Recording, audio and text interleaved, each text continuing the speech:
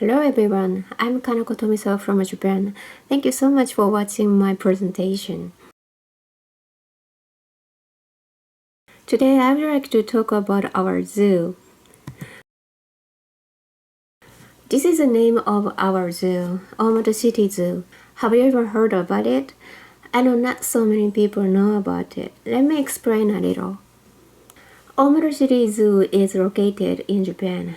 Do you know where it is? This was the place that conference was scheduled to be held, and Japan is here. It's not so much close, and it takes only one day to come to Japan from Netherlands. So where is Omuta? This is Japan. Our country is contained with several islands. Now I put 4 stars on a map. And where is Omuta? The answer is here. We locate in the down south of Japan. And this is Tokyo. And this is Sapporo. And this is Kyoto. This graph shows the Omuta City population and number of zoo visitors between 1984 and 2019. The blue bar shows population, and the red line shows the number of visitors. Omuta was once a great mining city. However, it was closed in 1997, and the population is slightly decreased year by year. The zoo was opened in 1941. Next year is our 18th anniversary. In 1991, the zoo was closed for the renovation for a year. And a year after, we reopened and had more than 400,000 visitors. However, it didn't keep so long, and the number was decreased easily. In 2004, the city government considered to close the zoo. At that time, 9-year-old girl wrote a letter to city government, "Please do not close our zoo." The campaign to collect signatures against shutdown was occurred, and city government decided to keep running the zoo. However, if they do the same, they cannot keep it. So they decided to introduce a designated management system. Let me explain about this system. Until then, the city government had run the zoo, and all of the employees were the city employees. Under this system, the city government trusts a company to run a zoo, and I'm a company employee. And they keep its ownership. After that, the number of visitors is increased little by little. In 2013, our last African elephant was dead. We lost the famous animal. However, the number of visitors has been increased. And we could have more than 250,000 visitors in 2017. It was 230% of our population. How could we do it? A zoo that tells you animal welfare. This is our zoo's concept. And this is the reason we could increase the number of visitors. I'm a spokesperson of the zoo. However, we have very limited budget for PR. In this situation, the animal welfare supported us to welcome more people to our zoo. As I told you, our last elephant has been dead, and after that we have no elephant. Elephant is the species with sociality, as you know. That means they should be in a group. However, we don't have enough space to keep a group of elephants. That's why we decided not to have elephant at our zoo. As a result of consideration for animal welfare, we have no elephant. This is a sign that every morning our staff put in front of our zoo. It says we have no elephant, and it also says elephants live in a group. We don't have enough space to keep elephants as a group. We are a small zoo. Its size is 45,000 square meters. Some of the documents say it is required 112 to 350 square meters to keep a giraffe. EAZA best practice guidelines for the white rhino says the minimum outside space requirement for 1.3 adult rhinos is at least 1 hectare. EAZA also recommends that outdoor enclosure for 3 elephants should be at least 400 square meters. And there is a document recommended to have the space larger than the entire our zoo. We do our best for animal welfare, and our animals are healthy and active. However, our facility is small and it's less than EAZA standard. In this case, does a tiny zoo cannot make efforts for animal welfare? Let's take an example of red panda. This is a sketch of our red panda enclosure. There are 2 outdoor enclosures and 1 indoor enclosure. The size is about 20 square meters. And there are 3 holding areas. They are 4.5 square meters each. It was required to make much efforts on them. These are the photos when our company starts to run a zoo. The area that animals can use is very limited. There is no stimulation. It's not fun at all to stay all day long. And it's totally not good. So we have made a change from this to this. This is what we did. In the old enclosure, red panda can use the ground only. After adding the branches, the space they can use has been increased. However, they get used to be in this situation soon. So we added the removable branches and changed the position of them. Will they be more active with those changes? Also, we changed the feeding system. Previously, the food was fed in a dish. So we put them on branches. Will they take more time to eat? To find out those questions, our 3 red panda has been corroborated to us. Sola, Len, and Mai. And here's the time they took to eat from the dishes. We used 4 removable branches and changed its position. We called the standard position of the branches as layout A and changed the position as layout B. And we put 13 pieces of apple at the same spot. On the other hand, we did the same for the branches, but put the apple in a different spot. We did them 16 times each. And we observed the behavior for 30 minutes after the individual came into the exhibit. We analyzed the time individuals moving, the number of times they used the branches, and the time they took to eat all the apples.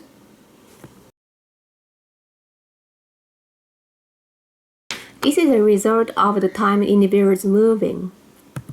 There was no big difference between them. This is a result of the number of times they used the branches. There was no big difference between them either. This is a result of the time they took to eat all the apples. This is the time they took to eat from the dishes. Comparing with this, even though the apple has been set in the same spot, the time gets longer, especially for Sola. By the way, Sola is our 17-year-old female. She's quite old. And when we put the apples in a different spot every day, there was a big difference. Based on this research, we've learned small layout changes doesn't have enough effect. It is effective to put a piece of apples at the different spots. Nowadays, we change the various environmental stuff randomly. This is a current situation of indoor enclosure.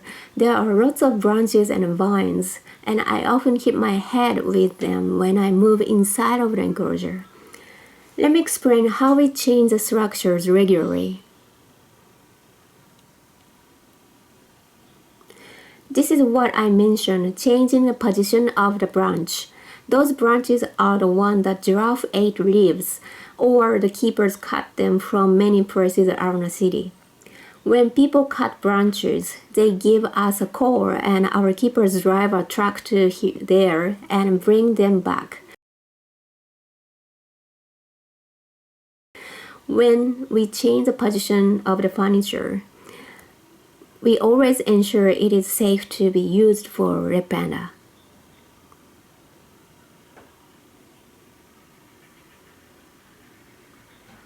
Next is changing the position of a rope ladder. This is made of fire hose and shortcut branches. Sometimes we put as a ladder, and sometimes we use it as a bridge.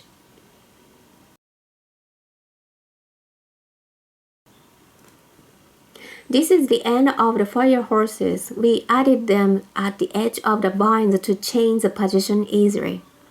So now he tried to put it, the different one, and try to put the other one to the other spot. Here it is. This is one of the feeders that Mai is searching her snack. Actually, she already ate all and it's empty, but she's still trying to find something. This is a feeder made of fire hoses. Sometimes we just tie one side or tie both sides like this.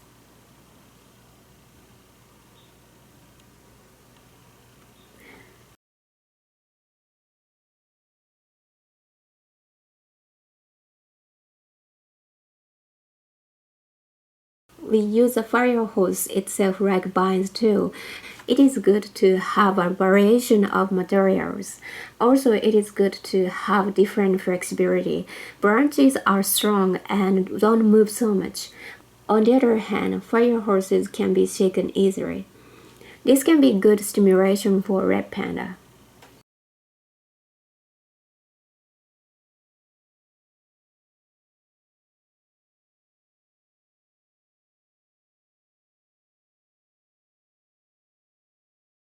The last one is changing the position of holes. Those holes were gifted from Amazon wishlist. People can send us various kinds of environmental management materials, and we upload the video or photo how animals use them. This is a way we express our appreciation to the presenters.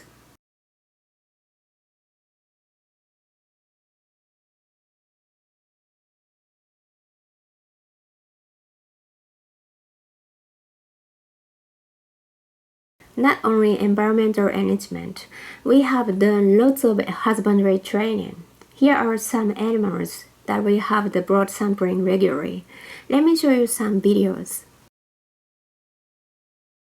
Okay, the first one is Giraffe V Trimming. A keeper asks him nicely to turn right and stay there. Then the other keeper asks him to put his leg on a stand. The keeper trimmed the hoof little by little. Next one is Amorelpa's blood sampling. We ask her comes on a stage and puts the tail out from the fence by using hook. We ask her moves back slightly to put all the tail out. The veterinarian sterilizes and draw blood.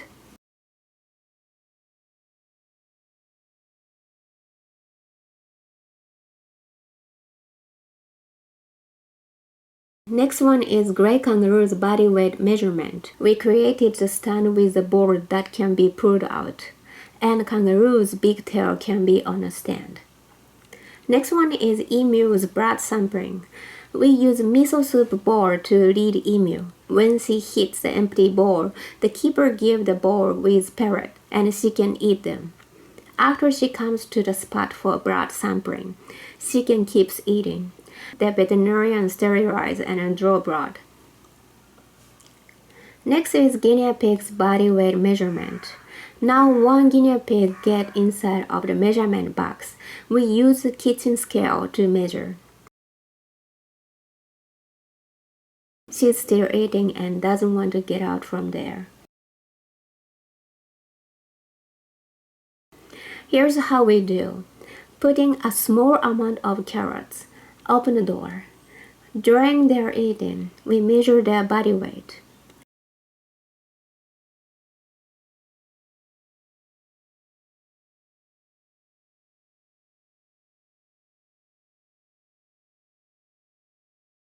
Next is red panda's Rotosound exam as pregnancy diagnosis.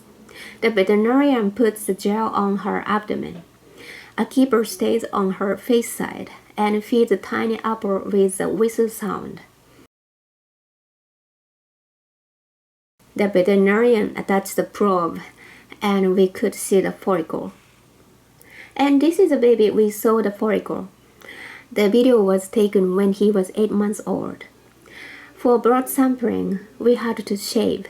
However, we don't shave from the beginning. We turn on the shaver and make the sound, and put the shaver closer to him. If he's okay with it, we shave little by little. After this video was taken, we already succeeded to have the blood sampling from him. We do husbandry training in a different species and share the video on YouTube. Please visit our YouTube channel. Most of the videos are available in English and Japanese. I hope you enjoy them. So, does a tiny zoo cannot make efforts for animal welfare? Yes, we can. We have done that, and you've already watched what we've done on this presentation. However, if we do it only, it's not enough. We have to do our best to tell it to the public. It is very important. And if we could communicate well, it is possible to make efforts for animal welfare in tiny zoos.